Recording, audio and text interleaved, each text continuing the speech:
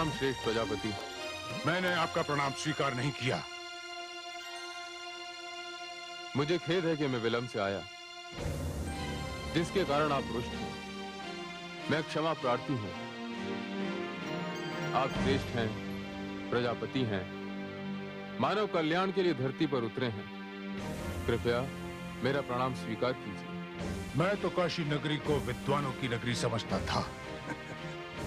मैं नहीं जानता था कि बैल पर सवारी करने वाला, शरीर पर राख मलने वाला, बागंबर ओढ़ने वाला, सर्प की माला धारण करने वाला काशी वासियों का इतना पूज्य है, इतना वंदनीय है कि जिसके आते ही मुझ अध्यक्ष का अपमान करके वे तुम्हारी ओर दौड़ पड़े। हे प्रजापति, मैंने अपना सर्वस्व मानव कल्याण के लिए समर्पित करने का संकल्प लिया है। आप मेरी वेशभूषा पे न जाएं। रूप का क्या है? रूप तो बाहरी दिखावा है। मानव की पहचान तो उसके आचार, विचार और व्यवहार से होती है।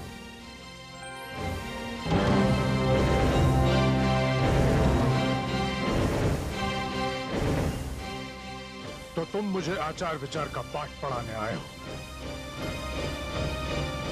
मैं देख रहा हूं, जैसी तुम्हारी वेशभूषा है, जैसा तुम्हारा रूप, वैसा ही तुम्हारा व्यवहार भी है। तुम्हें इस सामान्य शिष्टाचार का भी ज्ञान नहीं कि अध्यक्ष द्वारा स्थान ग्रहण कर लेने के पश्चात सभा में आना सभा की कार्यवाही में विघ्न डालने के समान। मेरी धृष्टता को क्षमा करें श्रेष्ठ प्रजापति। भगवान शिव तो इस नगरी का अधिष्ठाता हैं, वे इस नगरी के स्वामी हैं। तभी तो कहते हैं कि काशी शंकर भगवान के त्रिशूल पर बसी हुई है। मैं तो क्षेत्र में नाम मात्र का प्रजापति हूँ। ये नगरी तो भगवान विश्वनाथ की नगरी है। भूलिए मत प्रजापति त्रिभुवन। श्रेष्ठ प्रजापति दक्ष का शुभागमन यहाँ आपके निमंत्रण पर हुआ है। बंद करो अपनी ये चिकनी चुपड़ी बातें। प्रजापति त्रिभुवन, यदि आपकी नगरी में ऐसा कोई सम्मानित व्यक्ति था तो मुझे यहां बुलाने की क्या आवश्यकता थी? मुझे तो ऐसा प्रतीत होता है कि मेरे विरुद्ध कोई षड्यंत्र रचा गया है और मुझे यहां अपमानित करने के लिए ही बुलाया गया है। आमंत्रित करने वालों का उद्देश्य मुझे नीचा दिखाना ही था।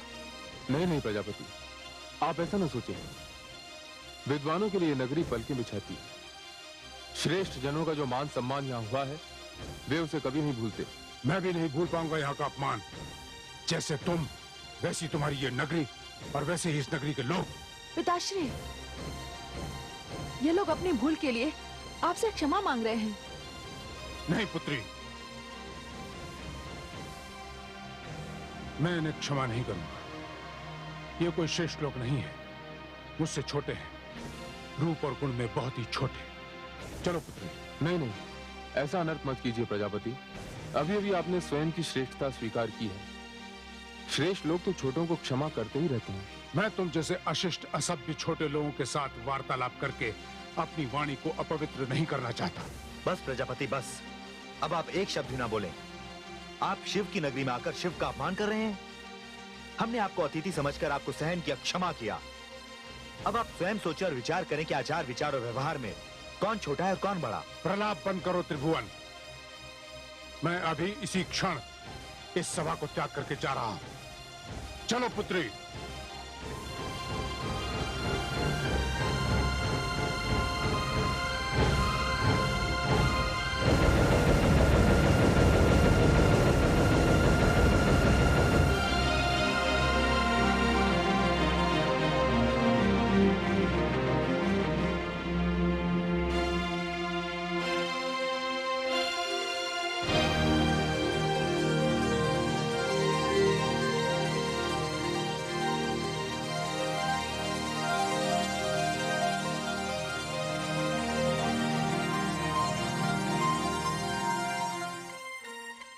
शक्ति को शिव का प्रणाम।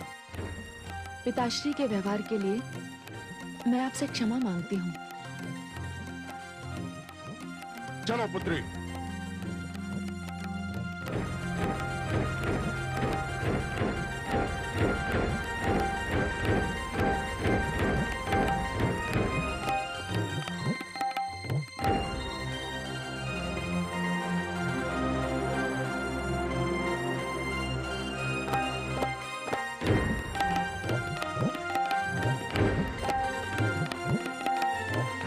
कर दीजिए प्रभु। इसमें क्षमा की क्या बात? इसमें आपका क्या दोष है? दक्ष प्रजापति को भी मैं दोषी नहीं मानता। यदि इसमें किसी का दोष है तो वो है मेरा। मैं अपना ये रूप त्याग नहीं सकता। यदि मेरे पास वैभव का प्रदर्शन नहीं तो मैं क्या करूं? आप धन्य हैं प्रभु, इतने सरल हैं आप, इसीलिए आप शिव हैं। हे भोलेनाथ, उपस्थित विद्वानों को इस बात का बहुत दुख है कि आज के विषय पर वो अध्यक्ष का विचार नहीं सुन सके। दुर्भाग्यवश वे तो चले गए, किंतु प्रभु आप तो हैं। हाँ, ये बात तो रही गई। इस सभा का उद्देश्य पूर्ण नहीं हुआ। हे प्रभु, अध्यक्ष के विचारों से तो हम वंचित रह गए। कृपया इस विषय पर आप अपने विचार व्यक्त करें। समस्त आए हुए लोगों को यह आशा है कि इस विषय पर आपके विचार सुन सकें।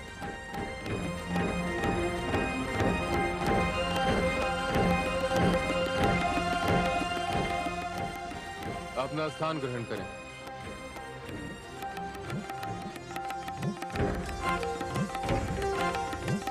आज का विषय है नारी, नारी शक्ति। संसार की सबसे बड़ी पीड़ा प्रसव पीड़ा, जिसे नारी हंसते हंसते झेलती है, इसीलिए तो वो माता कहलाती है। ब्रह्मा की भांति अपनी संतान का सृजन करती है, विष्णु की भांति अपनी संतान का लालन पालन करती है, अपनी संतान के शत्रुओं के लिए महेश बनकर उनका संहार भी करती है, इसीलिए तो वो शक्ति कहलाती है। धरती के बिना आकाश सूना है, लहरों के बिना सागर सूना है, और नारी के बिना सब कुछ सूना है। नारी ब्रह्मा की शक्ति है। सच पूछे तो मैं स्वयं शिव, शक्ति के बिना शिव नहीं, केवल शव। अभिनंदन। बोलो भगवान शिव की, बोलो भगवान शिव की। मेरे साथ बोलो, शक्ति की, नारी की, नारी शक्ति की। हे आदिशक्ति, मुझे प्रजापति दक्ष के व्यवहार से बड़ा दुख पहुंचा है। आपने प्रकृति और पुरुष की जो व्याख्या की है, उस पर तो प्रजापति दक्ष खरे नहीं उतरे। उनमें जितनी मात्रा ज्ञान की है, उतनी ही मात्रा क्रोध की है, और ये क्रोध अहंकार का परिणाम है। हे आदिशक्ति, इससे तो गौरी के मार्ग में बाधाएं उत्पन्न हो सकती हैं। हे देवी, अभी अभी तो मानव की रचना हुई है। अभी तो इस चित्र में जितने भी रंग भरे गए हैं, वे सब कच्चे हैं। अभी तो केवल उसके शरीर का विकास हुआ है, बुद्धि और ज्ञान का नहीं। अभी तो संबंधों और भावनाओं की परिभाषा भी वो नहीं जानता। भावनाओं का आदर, एक दूसरे के लिए त्याग, परिस्थितियों से जूझना, बाधाओं से लड़ना, अभी तो कुछ भी नहीं सीखा है उसने। अभी वो अधूरा है। अभी प्रेम और तपस्या का जन्म भी नहीं हुआ उसके हृदय में।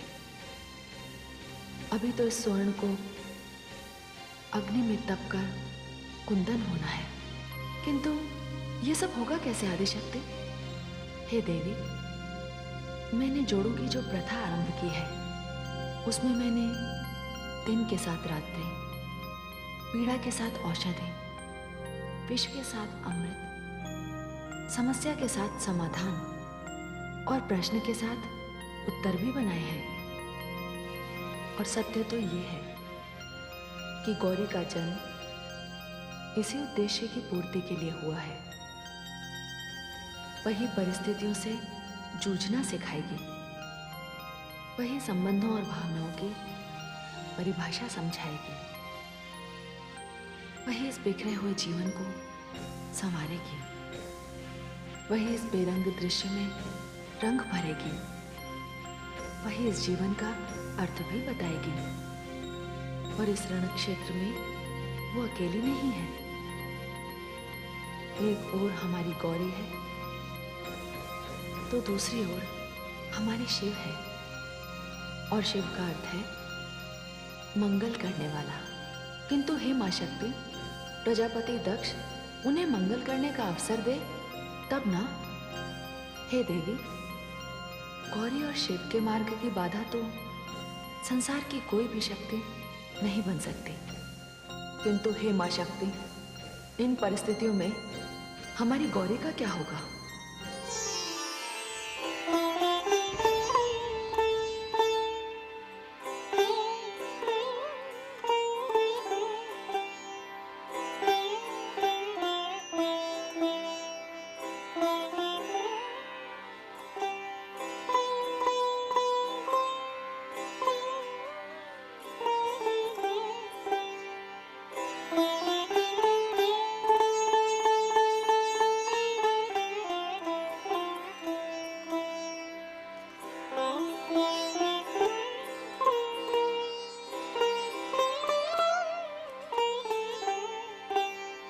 प्रणाम श्रेष्ठ प्रजापति। मुझे खेद है कि मैं विलंब से आया, जिसके कारण आप रुष्ट हुए। मैं क्षमा प्रार्थी हूं।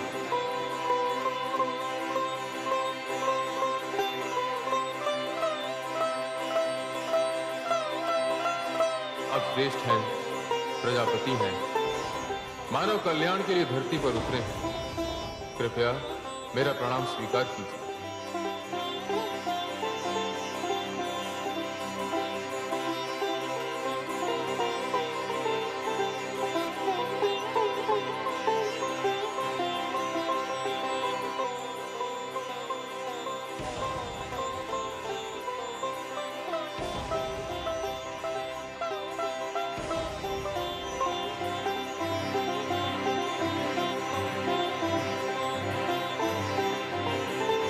शक्ति को शिव का प्रणाम।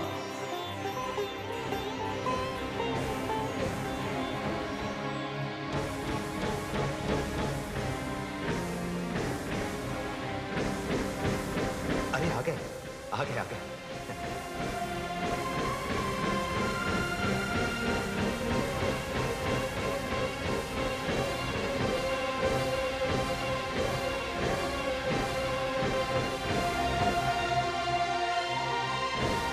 मेरी वेशभूषा पे न जाएं।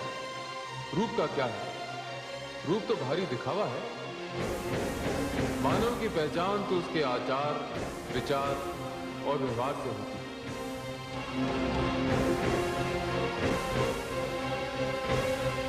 तो तुम मुझे आचार विचार का पाठ पढ़ाने आए हो?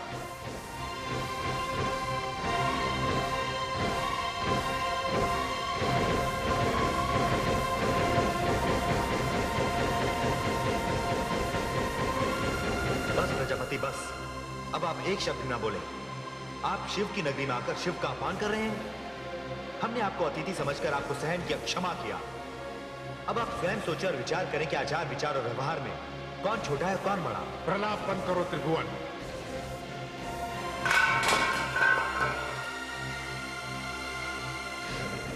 ये कैसी ध्वनि?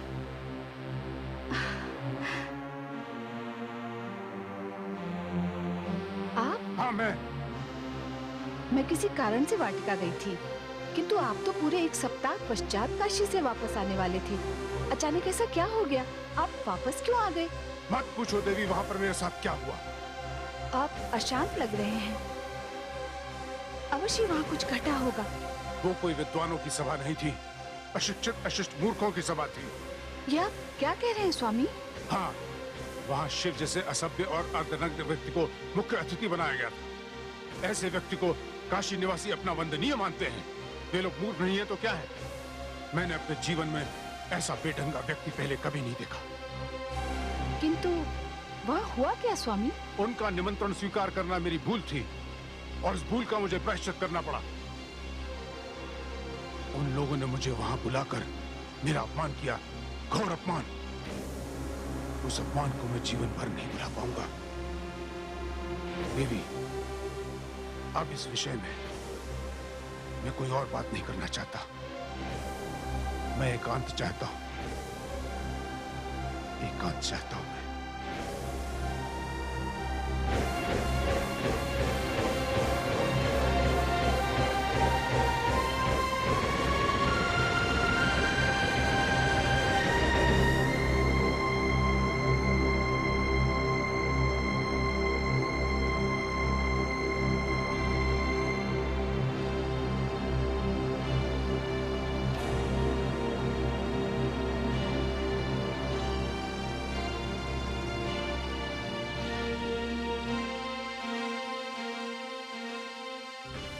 गौरी, क्या बात है? कुछ सोच रही थी? नहीं, नहीं माताश्री, तुम्हारे पिताश्री बहुत अशांत हैं। क्या उनका अपमान हुआ वहाँ? अपमान? नहीं माताश्री, वहाँ तो उनका भव्य स्वागत हुआ। उन लोगों ने हमारे सम्मान में तो कोई कमी नहीं रखी। तो फिर सभा से वापस आने का कारण? माताश्री, सभा के विशेष अतिथि भगवान शिव थे। वे सभा में अध्यक्ष के आसन ग्रहण करने के पश्चात आए। ये बात पिताश्री को बहुत बुरी लगी। इसमें भूल भगवान शिव की थी।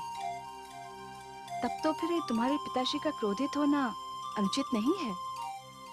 पर माताश्री, भगवान शिव ने विलंब से आने के लिए पिताश्री से क्षमा मांगी, पर पिताश्री ने उन्हें क्षमा नहीं किया। यहाँ तक कि उन्होंने भगवान शिव का प्रणाम भी स्वीकार नहीं किया। क्या? हाँ माताश्री, भगवान शिव ने अपने विशाल हृदय का परिचय दिया, किंतु पिताश्री ने अपने हृदय की विशालता का परिचय नहीं दिया। उन्होंने तो बारंबार भगवान शिव का अपमान किया। पर माताश्री, भगवान शिव की सरलता, उनकी नम्रता, उनकी शालीनता और उनका भोलापन तो बस देखते ही बनता था। इतना अपमान सहने पर भी उनके माथे पर बल नहीं पड़ा। उनके अधरों की मुस्कान नहीं गई। उनका वो मन भावन रूप देखकर तो मैं मंत्रमुग्ध हो गई। मैं उनके समक्ष नतमस्तक हो गई माताश्री। अच्छा? हाँ माताश्री, सचमुच ऐसा ही हुआ। भगवान शिव के व्यक्तित्व को देखकर मैंने जाना कि शिवम में सत्यम और सुंदरम का मेल कैसा होता है।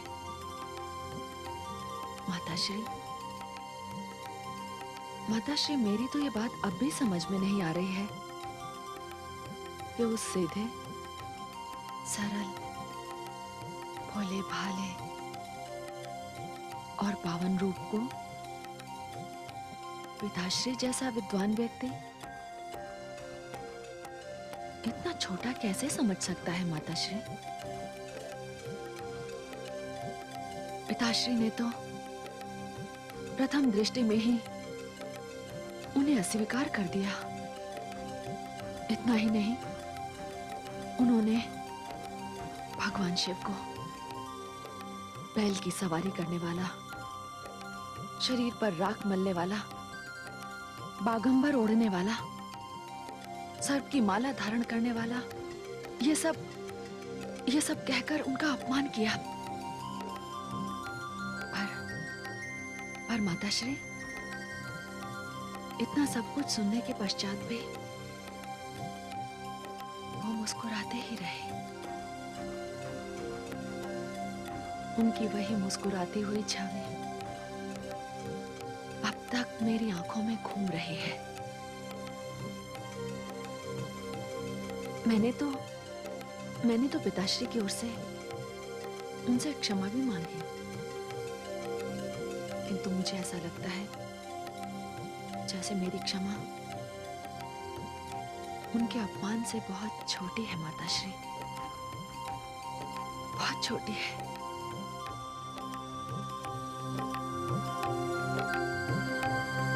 हे विधाता, ये तूने क्या कर दिया? वो काशी से जिसके लिए अपने हृदय में इतनी घृणा लेकर आए हैं, उसके लिए पुत्री के मन में इतना प्रेम उमड़ आया है। पिता और पुत्री दोनों ही हठी हैं। यदि इन दोनों का हट एक दूसरे से टकरा गया तो न जाने क्या होगा। मेरी गौरी की रक्षा करना भगवान, रक्षा करना।